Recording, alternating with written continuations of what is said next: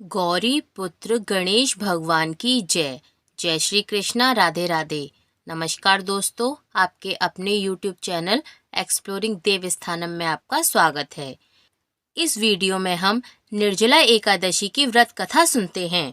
एक बार भीमसेन व्यास जी से कहने लगे कि हे पितामह, भ्राता युधिष्ठिर, माता कुंती, द्रौपदी, अर्जुन, नकुल और सहदेव आदि सब एकादशी का व्रत करने को कहते हैं, परंतु महाराज मैं उनसे कहता हूँ कि भाई मैं भगवान की शक्ति पूजा आदि तो कर सकता हूँ, दान भी दे सकता हूँ, परंतु भोजन के बिना नहीं रह सकता।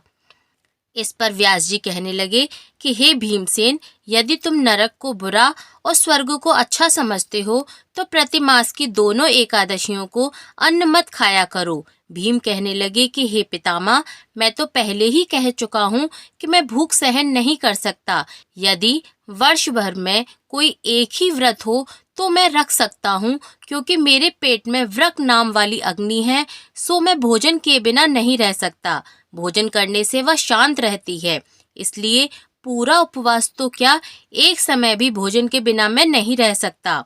अतः आप मुझे कोई ऐसा व्रत बताइए जो वर्ष में केवल एक ही बार करना पड़े और मुझे स्वर्ग की प्राप्ति हो जाए। श्री व्यास जी कहने लगे कि हे पुत्र, बड़े बड़े ऋषियों ने बहुत शास्त्र आदि बनाए हैं जिनसे बिना धन के थोड़ा परिश्रम से ही स्वर्ग की प्राप्ति हो सकती है। इसी प्रकार शास्त्रों में दोनों पक्षों की एकादशी का व्रत मुक्ति के लिए रखा जाता है। व्यास जी के वचन सुनकर भीमसेन नरक में जाने के नाम से भयभीत हो गए और कांपकर कहने लगे कि अब क्या करूं, मास में 2 व्रत तो मैं कर नहीं सकता। हाँ, वर्ष में एक व्रत करने का प्रयत्न अवश्य कर सकता हूँ।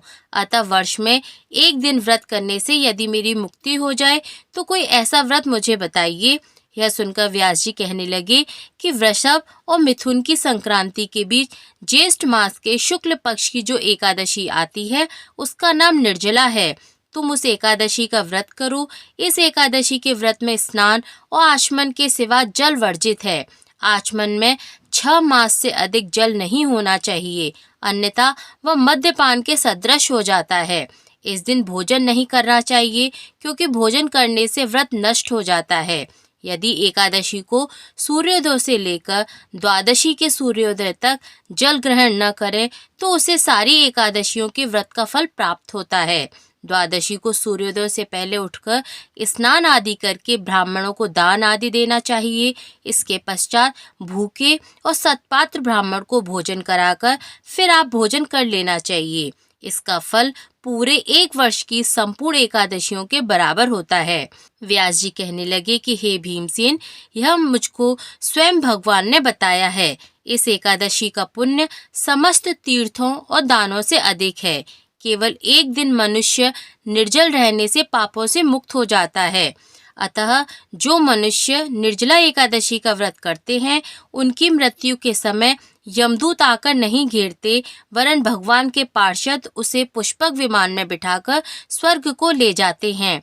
अतः संसार में सबसे श्रेष्ठ निर्जला एकादशी का व्रत है, इसलिए यत्न के साथ इस व्रत को अवश्य करना चाहिए। उस दिन ओम नमो भगवते वासुदेवाय मंत्र का उच्चारण करना चाहिए और गोदान अवश्य करना चाहिए।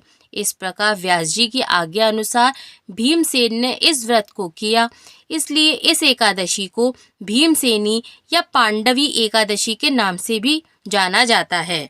निर्जला व्रत करने से पूर्व भगवान से प्रार्थना करें कि हे भगवान, आज मैं निर्जला व्रत करता हूँ, दूसरे दिन भोजन करूँगा। मैं इस व्रत को श्रद्धा पूर्वक करूँगा, अतः आपकी कृपा से मेरे सब पाप नष्ट हो जाएं और भूल चूक में हुई गलती को आप क्षमा करें। इस दिन जल से भरा हुआ एक घड़ा वस्त्र से ढककर स्वर्ण सहित दान करना चाहिए। जो मनुष्य इस व्रत को करते हैं उनको करोड़ पल सोने के दान का फल मिलता है, और जो इस दिन यज्ञादि करते हैं उनका फल तो वर्णन ही नहीं किया जा सकता। इस एकादशी के व्रत से मनुष्य विष्णु लोक को प्राप्त होता है। जो मनुष्य इस दिन अन्न खाते हैं वे चांडाल के समान होते हैं, वे अंत में नरक में जाते हैं। जिसने निर्जला एकादशी का व्रत किया वह चाहे ब्रह्म हत्यारा हो, मद्यपान करता हो, चोरी की हो या गुरु के साथ द्वेष किया हो, मगर इस व्रत के प्रभाव से स्वर्ग जाता है। हे कुंती पुत्र, जो पुरुष या स्त्री श्रद्धा पूर्वक इस व्रत को करते हैं उन्हें अग्रलिखित कर्म करने चाहिए। प्रथम भगवान का पूजन, फिर गोदान, ब्राह्मणों को मिष्ठान व दक्षिणा देनी चाहिए तथा जल से भरे कलश का दान अवश्य करना चाहिए। निर्जला के दिन अन्न, वस्त्र, जूती आदि का दान भी कर सकते हैं। जो मनुष्य भक्ति पूर्वक इस कथा को पढ़ते हैं या सुनते हैं उन्हें निश्चय ही स्वर्ग की प्राप्ति होती है। बोलिए लक्ष्मीपति भगवान श्री नारायण की जय। माँ लक्ष्मी जी की जय। आइए अब शुरू करते हैं एकादशी के दिन पढ़ी जाने वाली भगवान विष्णु की एक अन्य कथा। यौगिक कथाओं में कई ऐसी कहानियां हैं जिनमें बताया गया है कि शिव की करुणा कोई भेदभाव नहीं करती और वे किसी की इच्छा पर बच्चों की तरह भोलापन दिखाते हैं। एक बार गजेंद्र नामक एक असुर था। गजेंद्र ने बहुत तप किया और शिव से यह वरदान पाया कि जब भी वह उन्हें पुकारेगा शिव को आना होगा। त्रिलोकों के सदा शरारती ऋषि नारद ने देखा कि गजेंद्र हर छोटी छोटी बात के लिए शिव को पुकार लेता है, तो उन्होंने गजेंद्र के साथ एक चाल चली। उन्होंने गजेंद्र से कहा, तुम शिव को बार बार क्यों बुलाते हो? वह तुम्हारी हर पुकार पे आ जाते हैं। क्यों नहीं तुम उनसे कहते कि वह तुम्हारे अंदर आ जाएं और वहीं रहें, जिससे वह हमेशा तुम्हारे अंदर रहेंगे।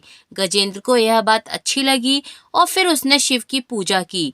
जब शिव उनके सामने प्रकट हुए तो वह बोला, आपको मेरे अंदर रहना होगा, आप कहीं मत जाइए। शिव अपने भोलेपन में एक लिंग के रूप में गजेंद्र में प्रवेश कर गए और वहीं रहने लगे। फिर जैसे जैसे समय बीता, पूरा ब्रह्मांड शिव की कमी को महसूस कर रहा था।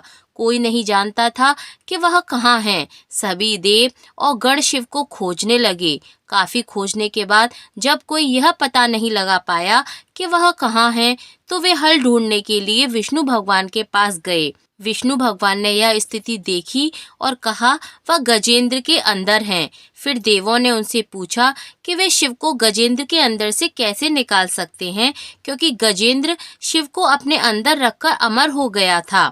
हमेशा की तरह विष्णु भगवान सही चाल लेकर आए। देवगण शिव भक्तों का रूप धरकर गजेंद्र के राज्य में गए और बहुत भक्ति के साथ शिव की स्तुति गान करने लगे।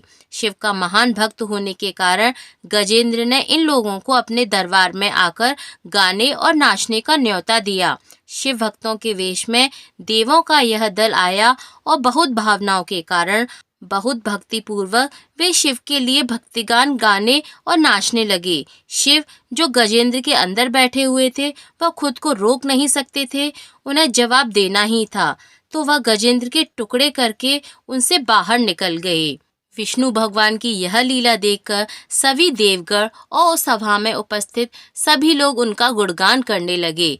बोलिए लक्ष्मीपति भगवान श्री नारायण की जय।